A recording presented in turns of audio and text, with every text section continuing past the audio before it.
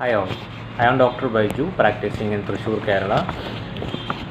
As we all are aware, the number of medico-legal cases are increasing in an alarming way, that too for unrealistic compensation.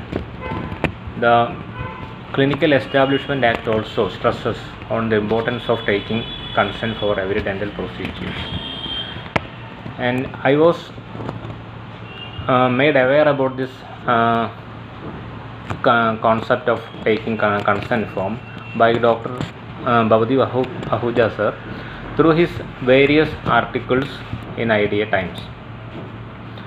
And also I am a part of his WhatsApp group wherein he shares lots of information regarding practice management, finance and consent form taking and medical legal cases. So when I wanted to join a course, there was no second thought that whose course I should attend, because I am very much confident about his abilities and he is very selflessly contributing through this WhatsApp group and all. A very gentle personality whom we can approach at any time, and he shares lots of information regarding practice management, finance and medical legal aspects through his WhatsApp group. So the only problem I had before joining this course was whether it is practical, whether the implication of this technique in our day-to-day practice. But sir made it look very simple, and he proved it is very much doable on a day-to-day practice.